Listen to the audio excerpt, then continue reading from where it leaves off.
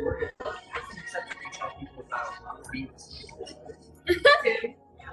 think you can tell people you listen to any artist. Yeah, you can.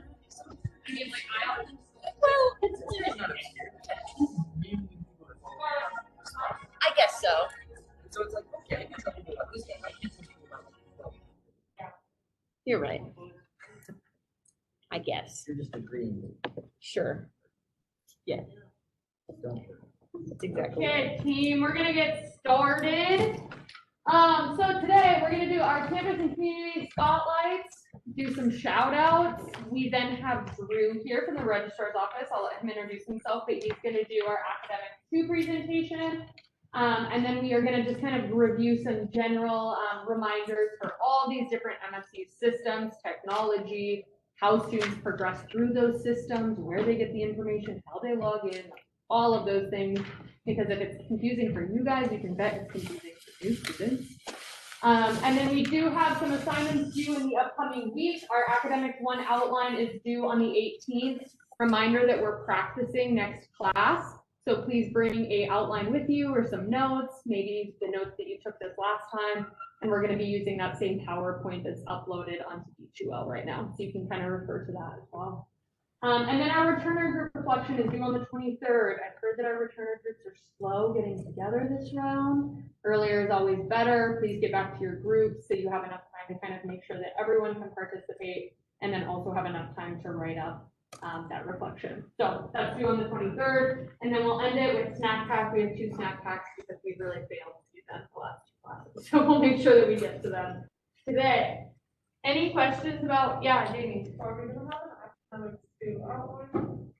No, you guys do not give academics 2. That's a great question. Essentially for online orientation, they'll essentially go through, watch modules and videos, watch the academics 2 presentation and register for classes themselves. This is important for you guys to know though, because we are going to be posting office hours throughout online orientation. So students will essentially watch this information and then get stuck and come to you guys with questions. And so this will kind of help you through some common errors that you might experience, how to answer those questions, how to use the system. Those pieces, yeah. But you guys don't actually give it, which is nice. So you can kind of get a better understanding of how students will be doing it. Great. For our campus and community spotlight, today is Giving Day. Reminder, I've already donated to 2 causes. If you have neighbors, friends, family, anyone that you want to make sure is supporting MSU, this is a great reminder. We do also then have another music pop-up in Norm on tomorrow, Friday, which is really cool. So again, Dr. Elsa Marie Lee, the Dean of the Honors College, and one of our students will be performing. It's in the East Atrium, so it's up by Inspiration Hall on the 2nd floor of Norm. So kind of a cool little pop-up if you're interested. What other campus and community spotlights do we have? What else is happening this week? Yeah. Well, I guess next Tuesday, right after this class, UConn will be streaming a live concert on Facebook. Nice. University Choir. Are you a part of University Choir? Excellent. Nice. So they're going to be streaming that on Facebook. Yeah. The state, this is a great reminder. The state mask mandate is going to be lifted. Gallatin County mask mandate and campus mask mandate is still going to be in place until further notice. So you're still going to be required to wear masks in your classes until the county or campus reviews that policy for now. But yes, Gene Forte for the state is kind of reviewing that policy. Other, yeah. Friday is always on Roses tomorrow. Roses. From 10 to 3 at Market. Nice. Buy a rose for yourself, your friends, your Valentine. Other reminders. Anyone have any shout outs? You get a shout out, Julia. Alex set me up with the Zero Rockies, so I'm going with my parents this weekend. She gave me a little very nice, and she gave me all this great information about like the exhibits that are there. I don't even know what rotating like one they have in there right now. Does anyone know? That was Ancient Seas. Ancient Seas, Museum of the Rockies. Shout out, Alex. Other shout out. Anyone? Okay. Without further ado, I'm going to it over to Drew. Drew works in the registrar's office. And you will also see Candy dress well in some of these videos too, and she also works in the registrar's office. So kind of some friendly faces for you guys. There you go. Nice. Good afternoon, everyone. My name is Drew Waters. I am a program manager and residency specialist in the registrar's office. I've been working there for 5 years. I handle majority of the appeals that happen on campus for academics and anybody that's currently registered and trying to change their residency status. I also manage that process as well. I am an MSU grad by way of Chicago, Illinois, or right outside of Chicago.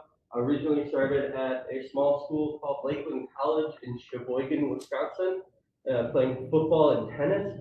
After 2 years there and realizing I wasn't very good at football or tennis, I decided to transfer and went to my dad's alma mater, and I have been here ever since. I'm very proud Bobcat and love working here. I do specifically remember coming up to Montana, having been more focused on sports in the mountains, not quite so much on academics and not really knowing the process at all. Coming in and being a part of orientation, sitting down with the orientation leaders and getting registered for classes was a substantial point for me of realizing I need to maybe have a little bit different tactics going in. I was much more successful here at MSU because of people like you who are willing to take the time to walk me through. So thank you very, very much for what you're doing here. It's very, very important, and we very much appreciate what you're doing. Thank you.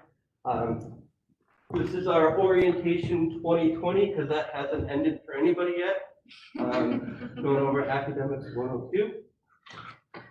So what we'll learn about today is some handy information that you can find in my info, how to track some progress in DegreeWorks, and how to register for classes and where the registrar's office website is at.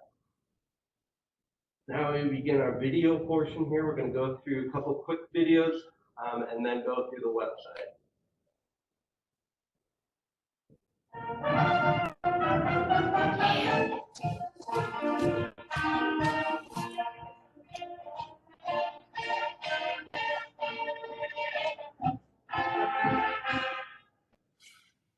Hey Bobcat, my name is Breswell, and I'm the associate registrar for the conference. And first and foremost, I want to welcome you to the conference. And also remind you that now the registrar's office, you're new people. Admissions did a great job getting you in here, and the registrar's office throughout your academic career and processes. Today I want to talk to you about 4 different schools you're going to use entire time at once. The first is the registrar's office website. The second is my info. The third is of course. So let's go ahead and talk about my info.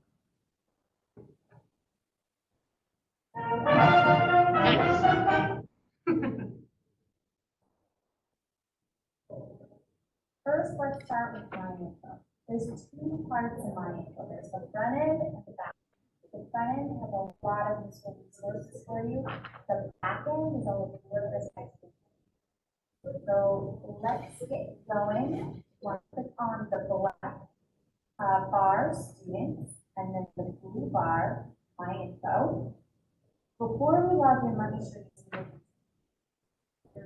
schedule of classes. This is going to tell you every single class that we have this semester.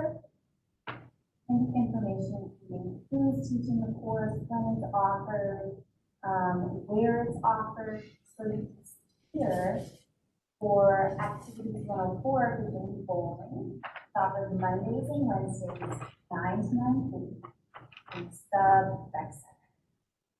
You can also see that there's a 24 student capacity, and we have 13 spots available. So there's lots of useful information. Also have the schedule of core, and this is the exact same thing as schedule of classes, except it's only core courses. So if you're really looking for something specific, such as a university seminar for fall, put the schedule of core, and it's going to put every course offering that is a university seminar core course for you. You'll be able to see the same information. title of the course, when it's offered, where it's offered, and next, I want to show you the transfer equivalency work page. And this is super handy if you're planning to transfer courses into Montana State.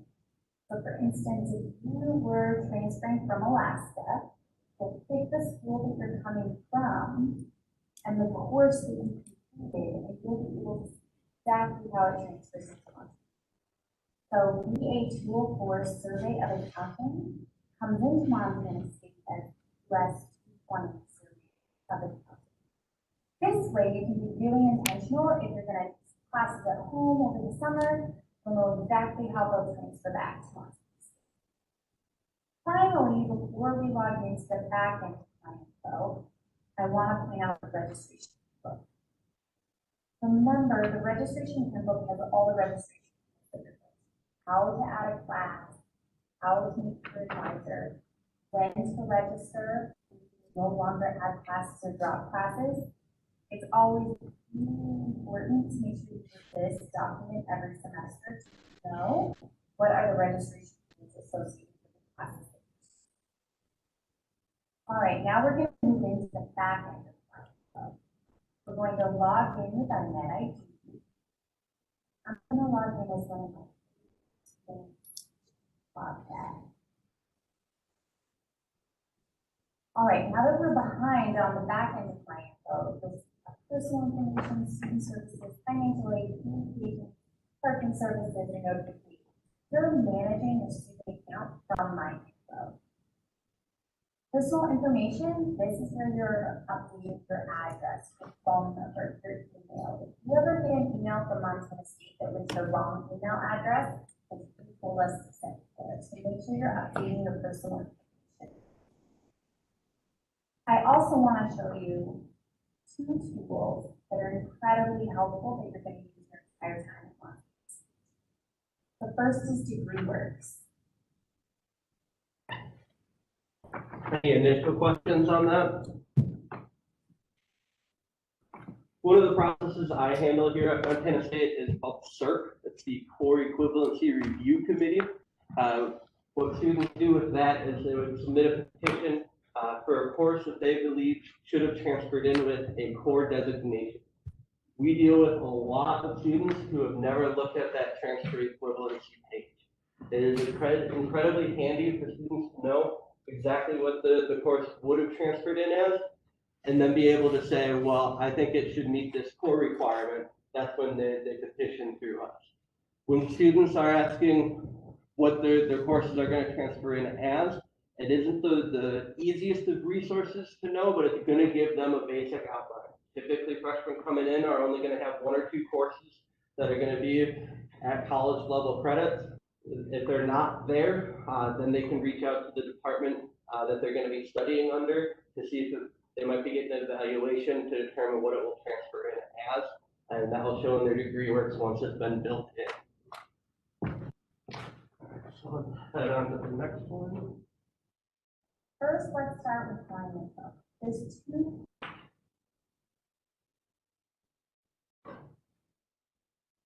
DegreeWorks is a degree auditing tool that tells you exactly where you are in your progress for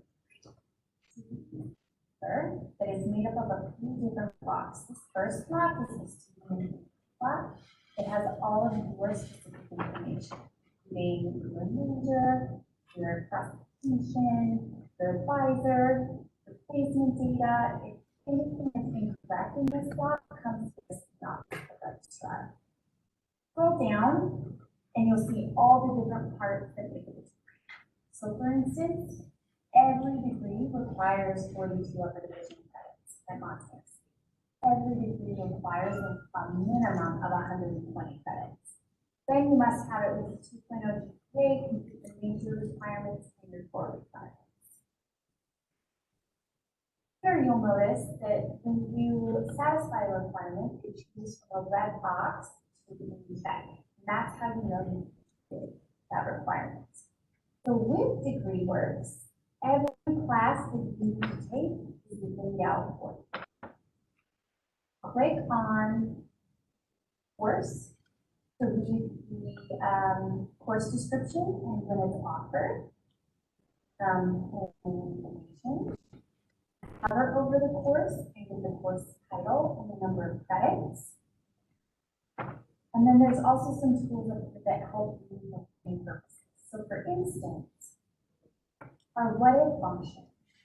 Many students have questions like, what if I add a money? How much longer will that take to earn my degree? And you can actually play with that function here. So let's want to take let's double major. Let's do business and art history.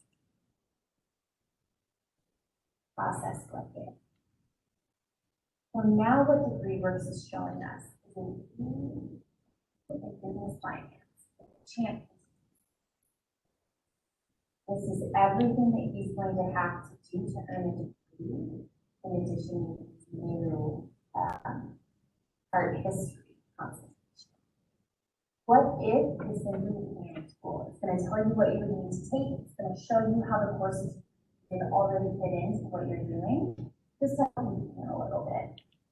I also want to show you quickly these templates. Now, each one of you has a template that's been uploaded to your works.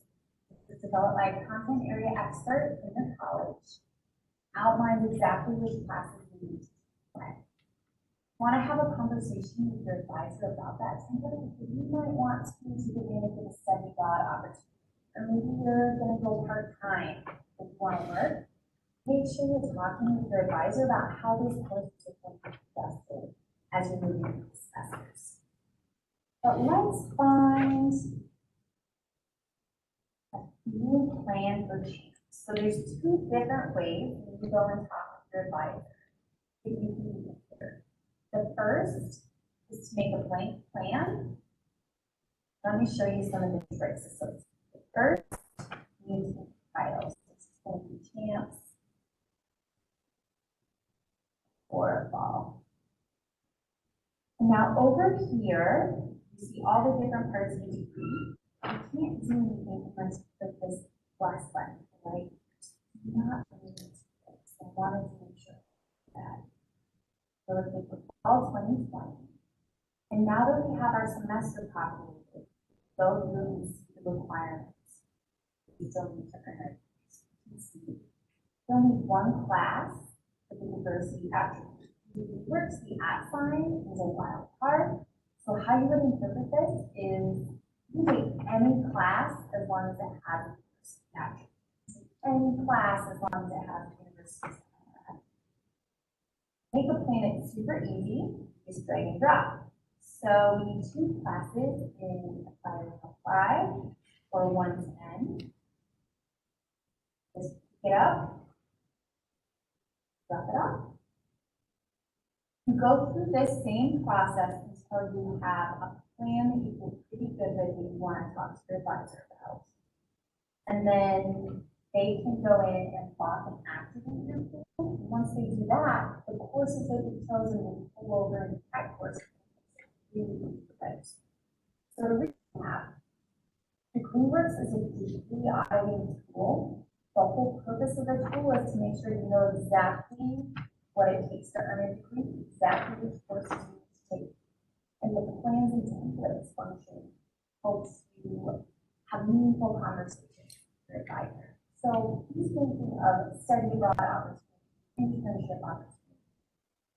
Comfortable making a plan in preparation for the advisor versus meeting with your advisor there. Okay, I want to show you next how you register for classes. All right, any questions on DegreeWorks? The plans that are kind of new, actually, when the appreciated, can they go out? I'm gonna put up plans really early. Or like, do you plan out every semester or is it only like one thing? You can plan out every semester, yeah. That's for each degree, it's kind of a nice tool to be able to use and plan everything out. What is, so it's really about like seeing how long it takes you to get out of that lecture But just like personally, I've had trouble figuring out like, okay, I know how many credits, but like, when it's the presentation process, should I just like, go after doing it? Like, you know what I mean? You're actually kind of better off starting out with the what if option there, where you can build in both majors that you would want to do. So then you're going to be able to see what classes you've already completed, if any of them can be used for both majors, and then go to the plan option and add both of those in.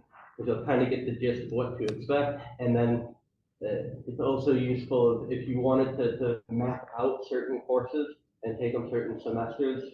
Typically with a double major, the thing that you run into that it tends to be difficult is the semesters in which each courses are offered.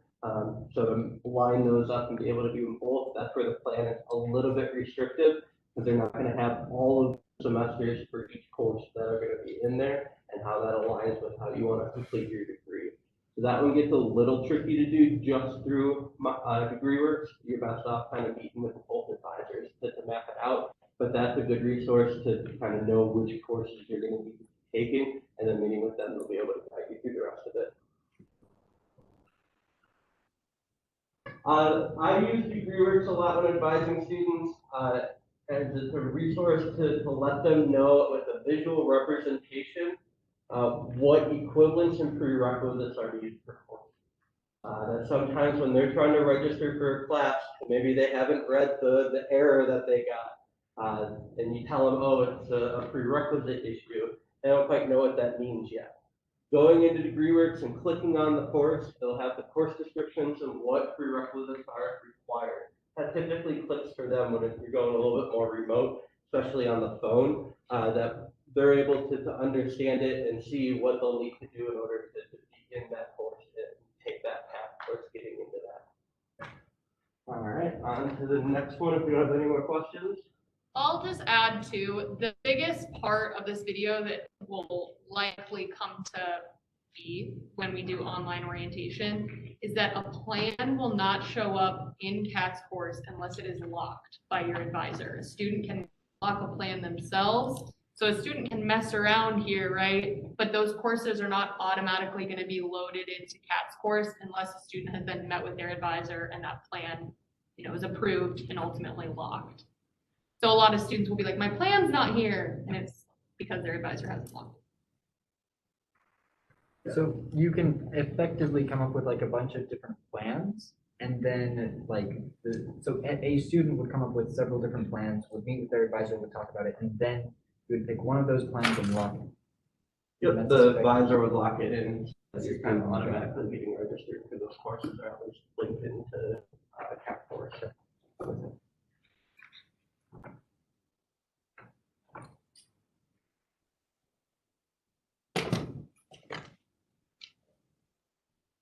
We're still in My Info, we're still on the Student Services tab, and we're gonna click on registration, and then CAT course. Registering for the fall 2020. CAT course is a tool that takes every single section of every single class that Montana State offers and gives you all the different options all in one place. It takes into account the courses you need to take and the times that you're unavailable. So for instance, I know that Champ has band practice from 8 to 11 on Tuesdays and Thursdays. We're gonna add a break. You know you're working, you know you're gonna be participating in tutoring, make sure that you plan to take time away from classes so that you don't have class in the plan. Next, add courses. There's 3 different ways to add courses. You can use DegreeWorks, where your locked and activated plan can pull through. You can search by core course, so only limiting to core courses with core attributes, and then you can search by subject, which is every class in the MSU's catalog that's offered. So we're going to do a variety here. We're going to search by core course. We know that Champ has to take social sciences. We're going to take psychology 100, add course. We're also going to take an activities class, balance key. soccer, a ag course. They're also needing to take a math class.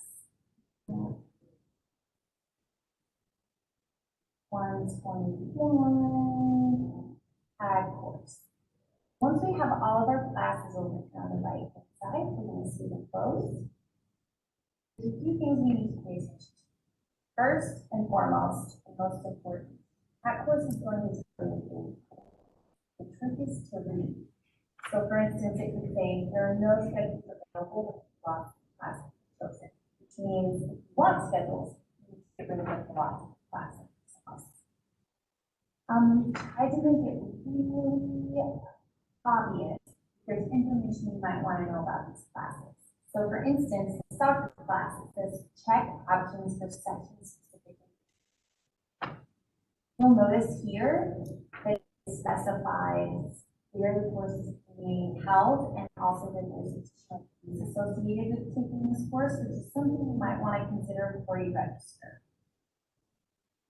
Once you've got all of your classes and you have your breaks to generate schedules, pretty intuitive. And you'll see here you have 1,000 plus options, which can seem overwhelming, but let me show you how easy it is to use those. First thing you want to do is shuffle, so you're not watching the same course bounce around.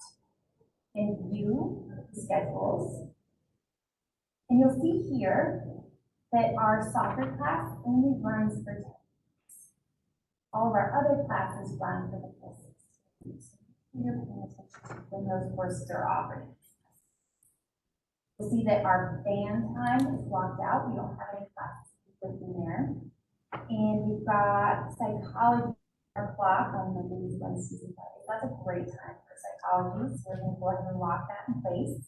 Went from 1,000 schedules to 30 schedules in one place. You can use your arrow keys on your computer to toggle between different options. And once you find something that you like, great. Roll up and to registration cards. Now, make sure that you click register.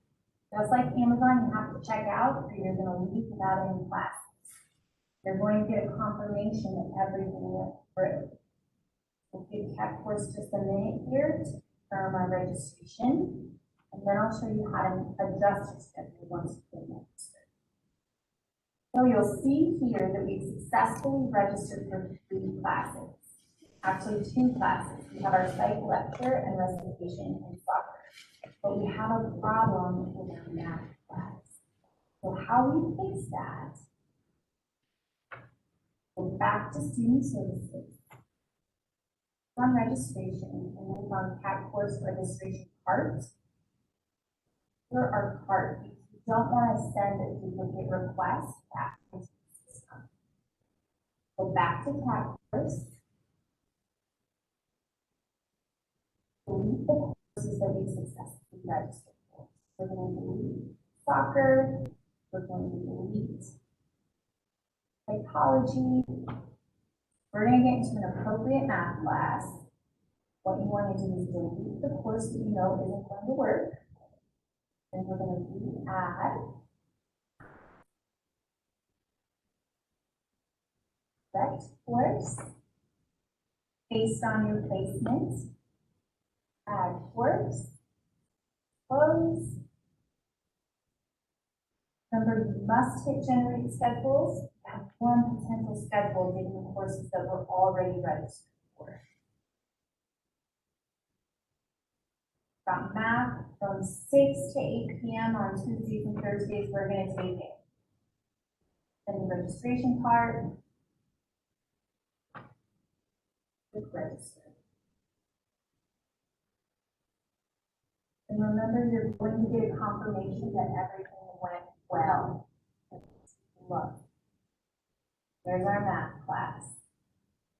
So in summary, DegreeWorks is going to tell you exactly which courses a more meaningful conversation advisor.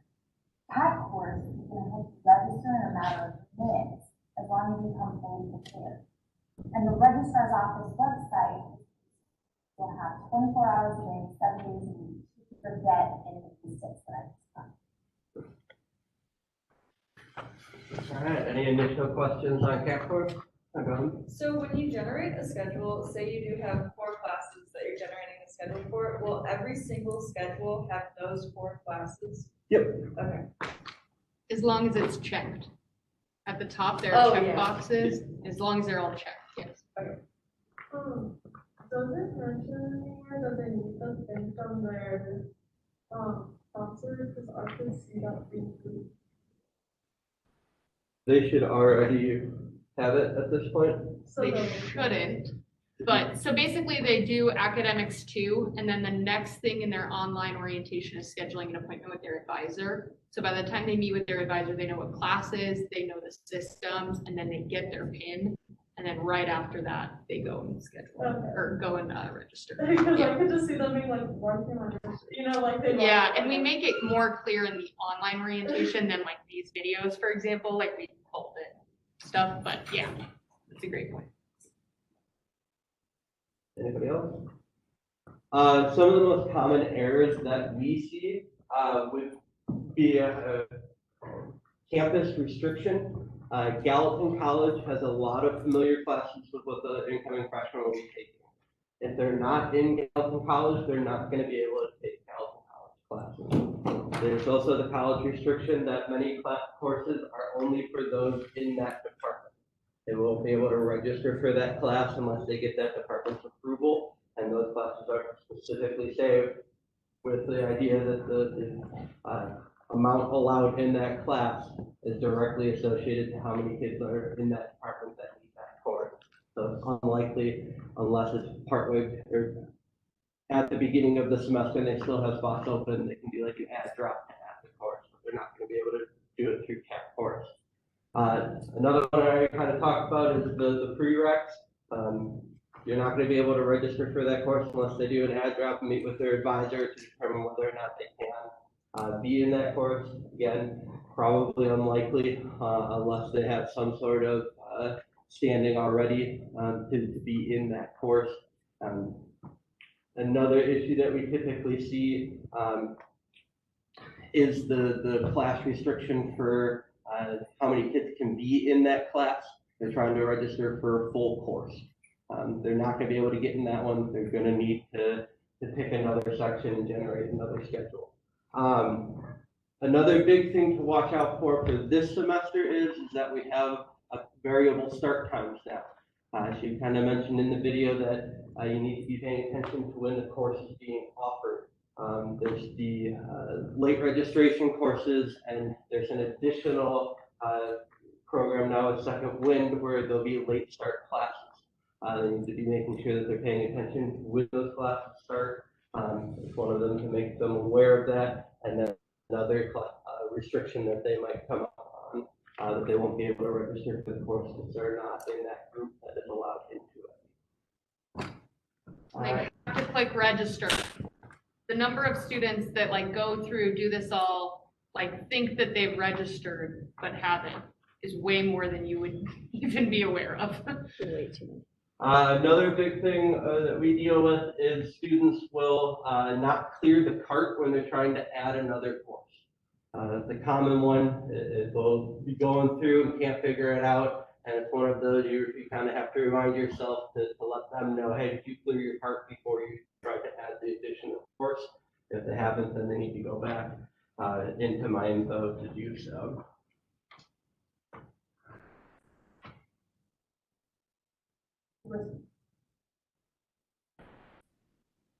So now I'm going to head to the registrar's office website.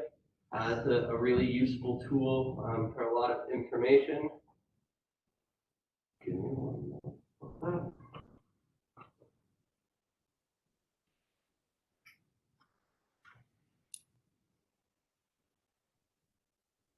So on the left-hand side here, registration will be your friend. And you can just click on the registration process. Kind of goes over everything that we've talked about. And at the bottom, we'll have the verify schedule and confirm your bill through my info.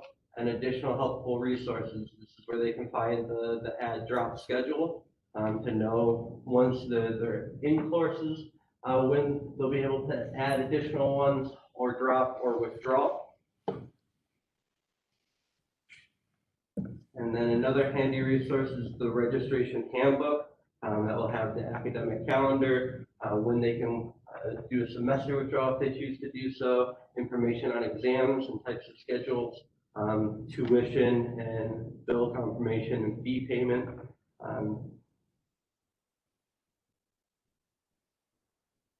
This also has the helpful links that if they don't know their password or net ID, if they eventually need transcripts or have transcripts coming in, the National Student Clearinghouse is a good resource for them.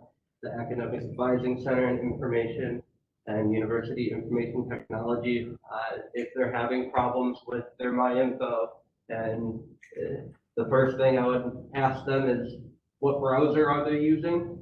If they are using Google Chrome, that tends to have some issues, so they just want to try a different browser. That's always my first kind of problem-solving tip for them. I would say a good 70% of the time that does the trick. Other than that, we're having them go through UIT. They're going to be able to do some more in-depth help when they have a ticketing system. They're usually very quick on responses for stuff with MyInfo at the beginning of the semester to make sure that those kids are getting the help that they need. You're able to click the link for DegreeWorks information, which will kind of go through everything that we just went through. It also has some additional videos that you can watch that if the student's having some problems, they can definitely use this as a resource as well. Going over all of my info and Champ Bobcat, which we'll get in here in a second. I'm going to go or take a look at the FERPA policy real quick. This is the Federal Education Rights and Privacy Act. This is what restricts us from communicating academic records with the parents. You're typically in a little bit different situation in the initial registration. That a parent can be present while the student is registering. But if the student or the parent calls in asking for registration information, we would not be able to give it out in the registrar's office. The student has the right to protection of their academic information, and we would need the student's consent in order to discuss any academic information with the parent. We do not do direct consent where a student can just sign a form and allow for us to give out their academic information. In the registrar's office, each and every time, we're going to want the student and the parent on the phone together in order to discuss anything that's going on. This is also a good resource that if a parent is being persistent on wanting more information than you're comfortable giving or what you should be giving, refer them to this page and then to our office. And we'll talk to them on the process of what needs to be done in order for that information to be given out. And we can review more on FERPA later too, because FERPA applies to multiple offices and they each process a different FERPA form. So what happens with the registrar's office, that student then still needs to sign a different FERPA form if they need access to financial aid, for example. So it's kind of a ongoing process, I feel like. One other thing I wanted to mention on the registrar's page real quick is CERT and GARC. The Core Equivalency Review Committee, if they feel any of their transfer work should meet a core requirement but doesn't on the transfer equivalency page, this is where you would want to refer them to. This goes over what form needs to be filled out and the process that they need to go through in order to have that reviewed. We want students that if they transferred in work that is core to be done within the first 2 years of being here.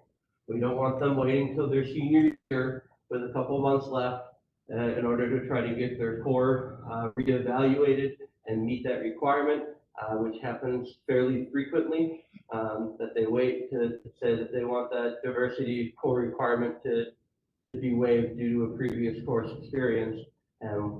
We don't have any weight on you being in your last semester to waive a core requirement. you're gonna need to stay and do another semester for one class if you're in that situation and wait. So if there's any student that is thinking that a class should meet the core requirement and it doesn't, make sure to refer them to the circuit committee.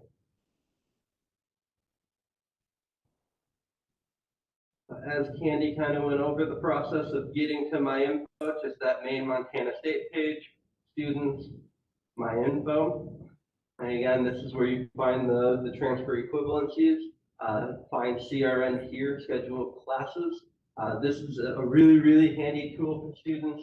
I think many of you might have been a part of the process of dropping a class or withdrawing a class last semester. CRN is something that has to be on that drop form. So this is where you would find it. If you're adding an individual class online, you're gonna need the CRN. This is where you're gonna be able to go and get that information and course information.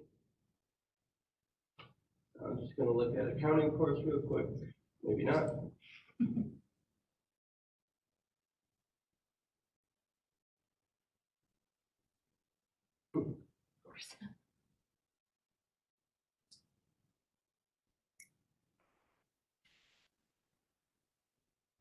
So that's where the CRN is.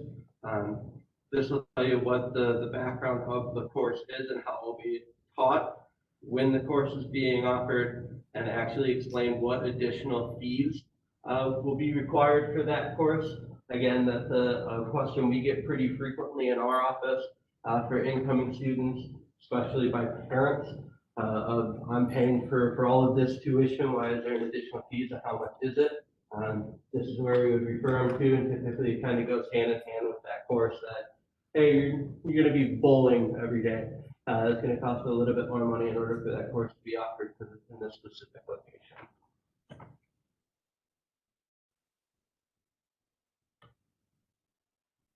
I'm going to log into my info.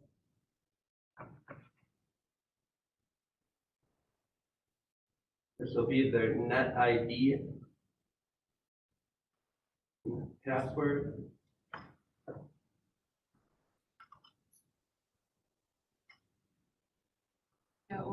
Will we have to help students claim their net ID and password? Great question. So essentially, a student gets their student ID when they are admitted to MSU. It's on their acceptance letter. So they get it. It's the one with the dash, 020, whatever, blah, blah, blah, right? So then from there, students can claim their net ID. We send them a lot of information about how to do that. They should already have their net ID claimed by the point of orientation because they actually need it to sign up for orientation. Students go into My Info and then go into their undergraduate admissions checklist, and that's how they register for orientation. So they should already have claimed their net ID, but it's really common that students forget their password for their net ID between then and when they participate. So they should already have it, but ultimately they sometimes forget and need help finding it again. So this is the login for once you've logged into My Info. This is a great spot for if you're on a WebEx call, if you're able to see their screen and they're wondering what is my student ID, you can tell them to go to the personal information. It's also where they'll pay their bill as well if they choose to do it online. So I'm going to go to advising services, but first show you student services, which is where they will log into their DegreeWorks.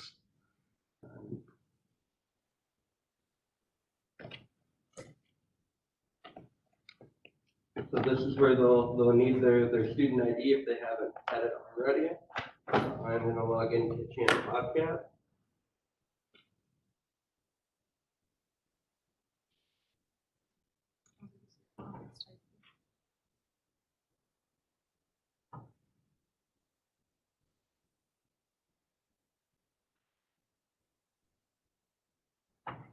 So CHAMP has now switched over to the nursing program.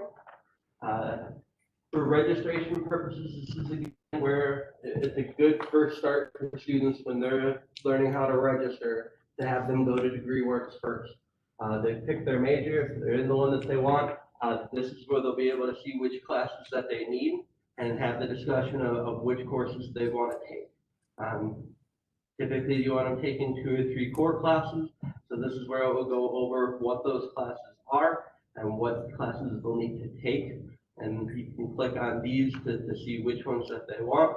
And a good example of File B, 105 CS, doesn't have any prerequisites, goes over what the course will be, the information on what's being offered or being discussed in the class and taught.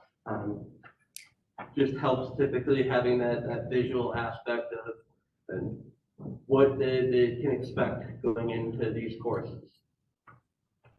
Once they've done that, I'm going to log into my info again. We use them in DegreeWorks too, where they can see placement data.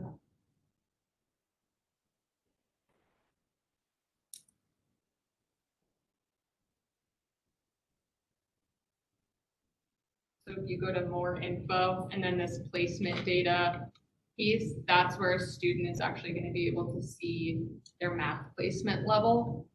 So if you go to the right under more info, placement data should be linked.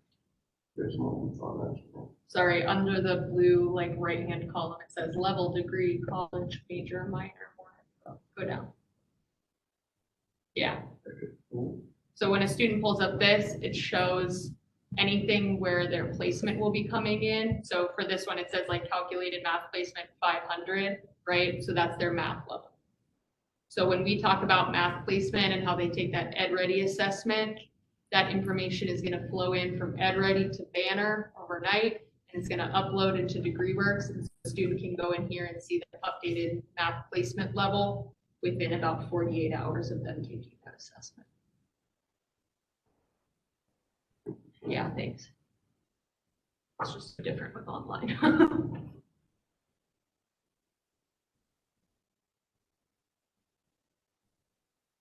On the student services, registration, and CAT course. That's where a student would go. I'm going to CAT course, yes, none.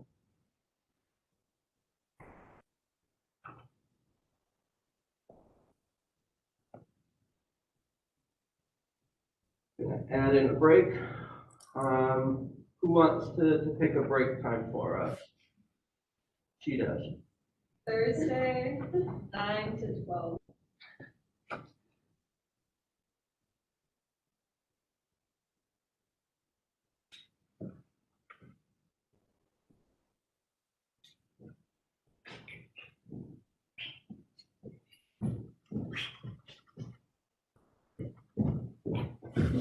Honestly.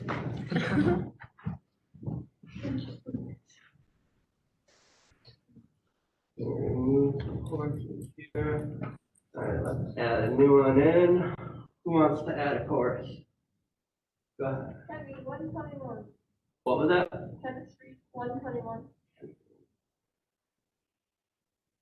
Who can see the breaks that we put in? No one. No one. Great. Doing it up. Does that provide comfort for you? I mean, just a little. Okay, we just added that course. Now let's add a core. Who would like to add a core? Who's that? IA article. IA what? That art history course. Nice. We got one option.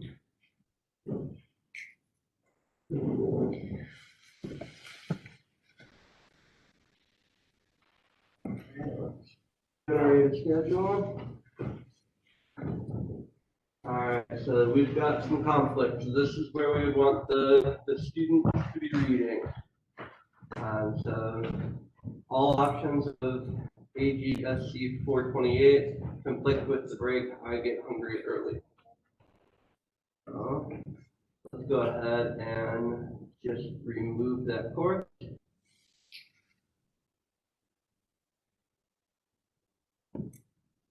So we have 1,000 plus. Let's shuffle and view. What exactly does the shuffle button do again? It just, so Shuffles it. shuffles all of them. You're gonna get a lot of really, really common ones just to start out. So the shuffle allows for there to be some variety in the initial ones that you're looking at. So you're saying we could get the same schedule? What was that? Are you saying we could get the same schedule? Yes, but different sections. Okay, that makes sense. Is there any way to, like, if you want a certain section or a certain professor to put that in? There is. No, you can you can lock it in once you get it on the generated schedules. Yeah. But we don't have any way to like initially look up the professor in a section and lock it in. Okay. There was a professor that is like, in the course, it's on you, for that course, and finds the Yeah. professor. Alright, so we're still at 1,000 plus. I like being in the sub ballroom A for Kenny. Gone from 1,000 down to 70. Let's, where is the lock in the accounting course. And change. We're down to 70.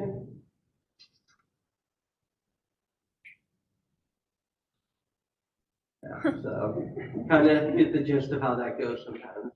Once you lock it in, you're really limiting your options there. But it's kind of nice to be able to pick and choose.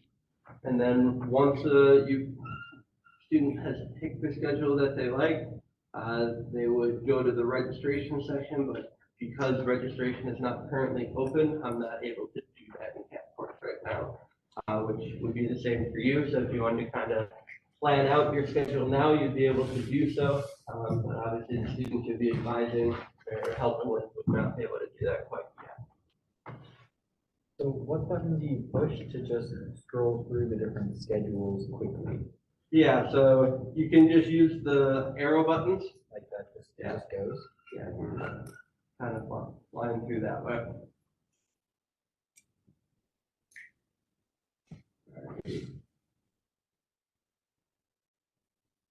And then you can kind of tab through them here as well with a longer list.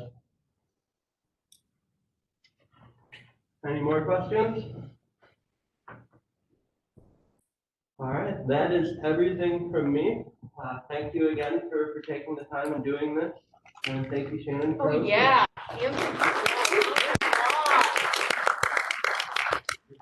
Where are you from?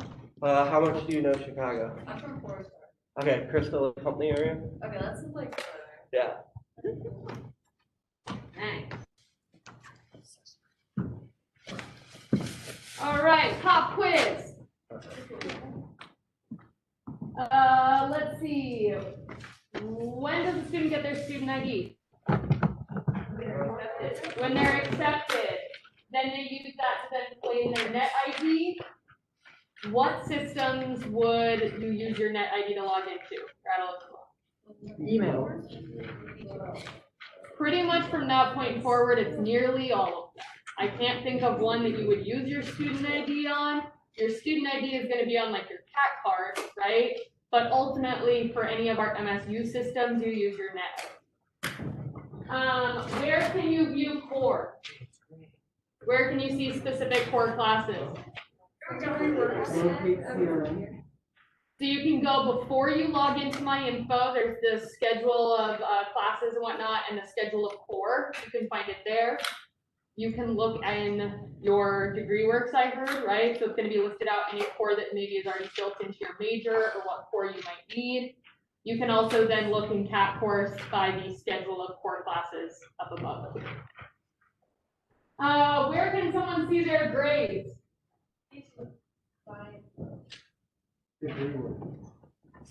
So all of those places, right? So in D2L, you're going to see your individual assignment grades as your professor works throughout the semester.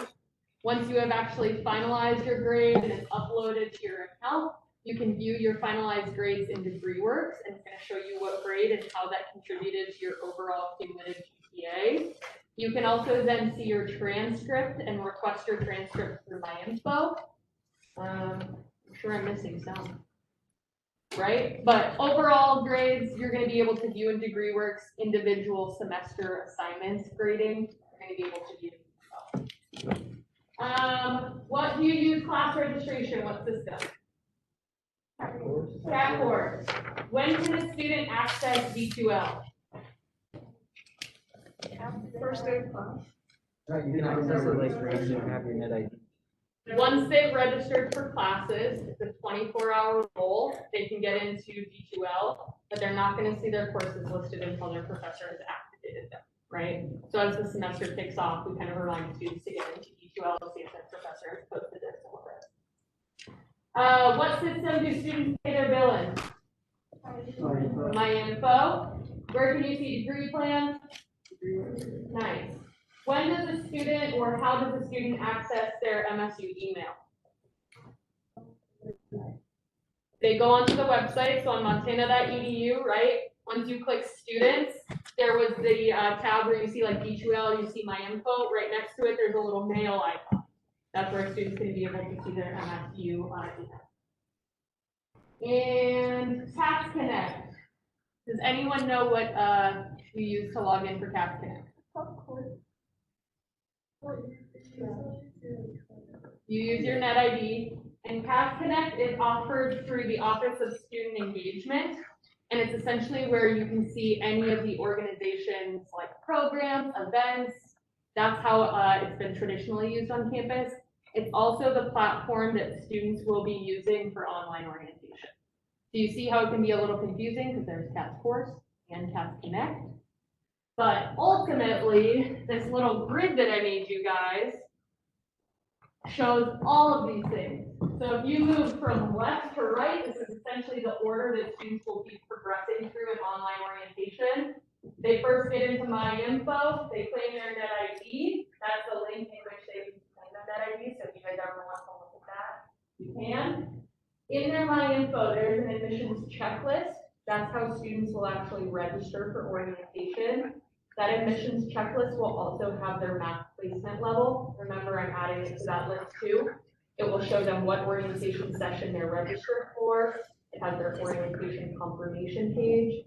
It shows them if they've completed their immunization requirements, if we've received transcripts.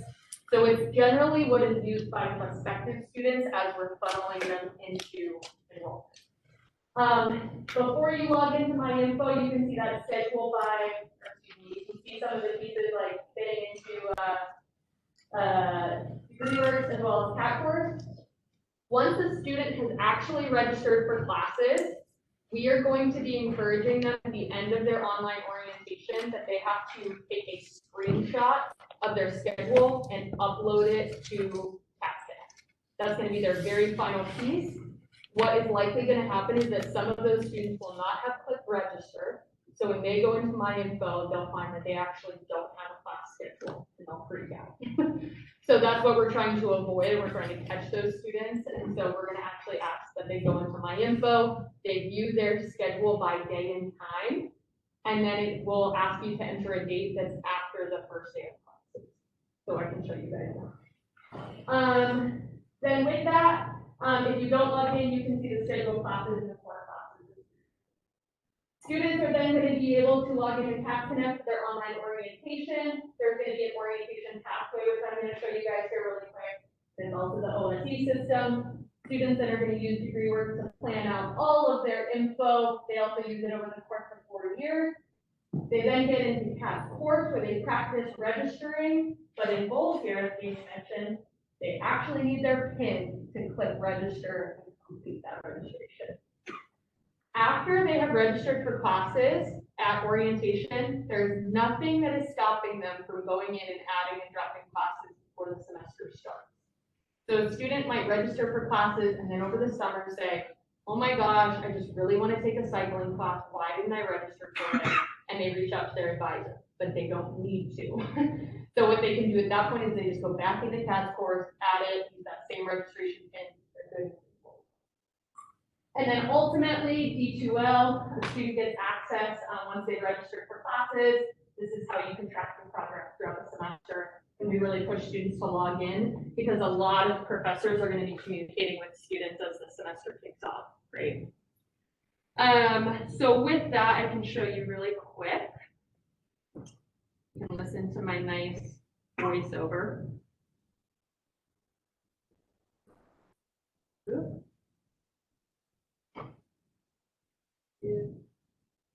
So this is the video that I filmed to show students in the spring how that they will be progressing through their online orientation. So this is going to look super similar to what students will see this summer. Today we will be reviewing how you will be participating in online orientation. Online orientation will be accessible through the CATS Connect platform. You will log into CATS Connect using your NetID and password. To access the orientation path, you can do so in two different ways. The first is by clicking the account icon in the right-hand corner. There will be a pop-up and paths will be the second item listed. You can also access the path by scrolling down the page. You'll notice that there is a paths header and it will have your online orientation listed. The MSU Spring 2021 Veteran Orientation is what I'm going to be using as an example. When you click on the path description will pop up. This outlines for you what you need to complete in order to complete online orientation. This pathway has 10 modules, and we ask that you complete the modules in the order that they are listed. So you must first complete Welcome to Online Orientation before progressing to Module 2, which is Understanding MSU Technology. As you progress through these modules, it is important that you mark these items as complete. We will be tracking your progress throughout orientation, and if you do not mark the items as complete, we will not know that you have completed them. So please mark them as complete as you go. You'll see the modules listed down below, and when you click on the first one, it will bring you down to the items that you need to complete in order to complete online orientation. For this first one, I have already completed it, and so you'll notice that there is a check mark and it is circled green.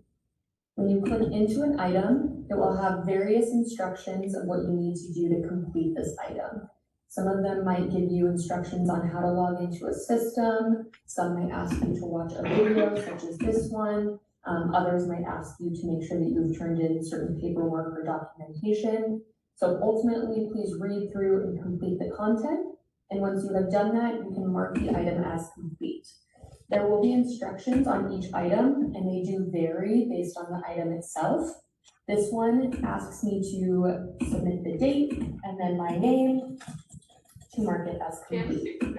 When you click submit, you'll notice that it has a green check mark. It'll tell me congratulations, and then I can scroll back up and click back to path progress. Once I have completed both of the items, it will show that my first module is completed 2 out of 2.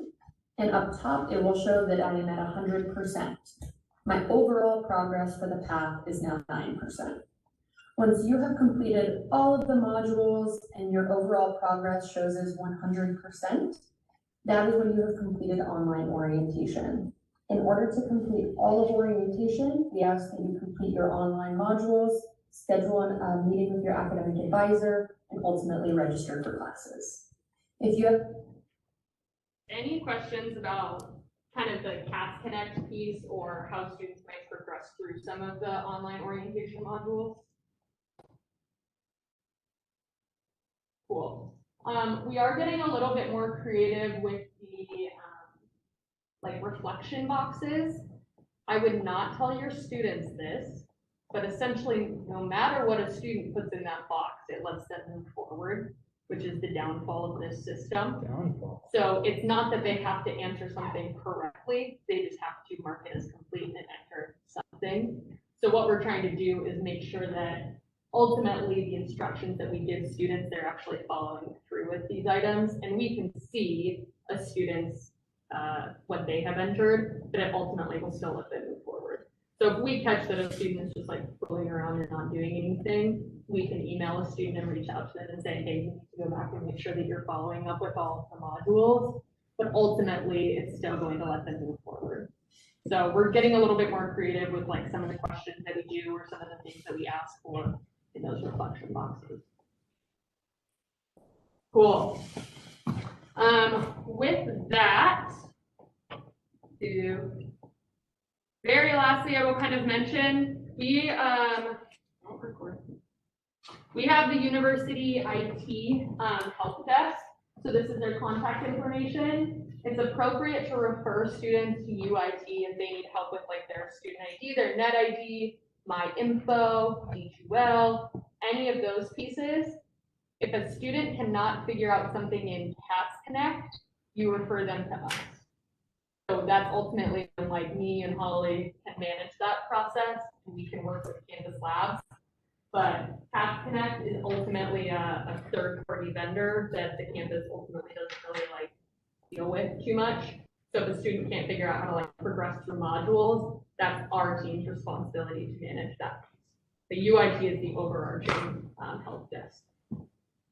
Any questions about like that differentiation at all? Did this help you guys kind of understand like all the systems, all the technology? You'll see that students are logging into a lot of different places throughout online orientation, so it is really confusing. So we try to do our best to communicate clearly and have really clear instructions in our videos. But what I really anticipate is that when you guys are doing your online office hours, you're gonna get all of these questions. Like, where do I go to get that? How do I log in here? All of those things. All right, with that, general reminders, assignments due, academics 1 outline, and returner group reflection. And with that, we have 2 snap packs. I think Lindsay's gonna kick off one. Yeah, so Jen won last time, but she sent me a bunch of questions that I'm gonna read off for her. So, yeah, everybody stand up.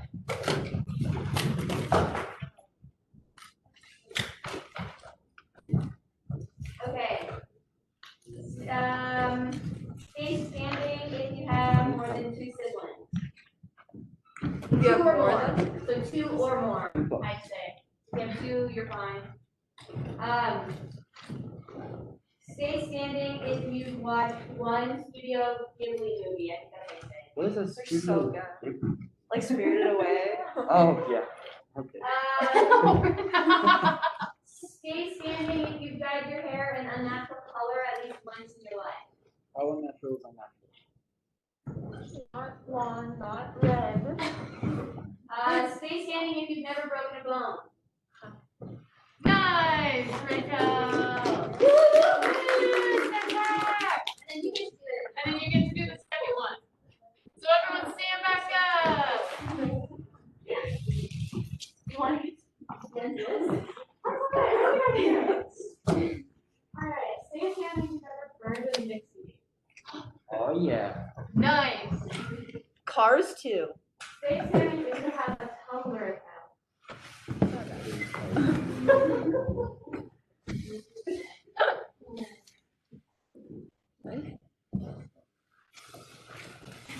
Stay standing if you've ever watched Umbrella Academy. Oh, yeah. First or second season? Okay, stay standing if you've watched less than 5 seasons of Grey's Anatomy. Less than? Less than 5. I just never make it past like Stop. season 5. No. It just gets like worse. Stay standing if you have not ever had an Apple Music account. Apple Music? Yeah, iTunes or Apple Music or like that. So if you have not had, Sit down if you have that. Yes. Okay. winner! Run! We have another one. Here we go. Awesome. Thank you guys so much. We'll see you Tuesday.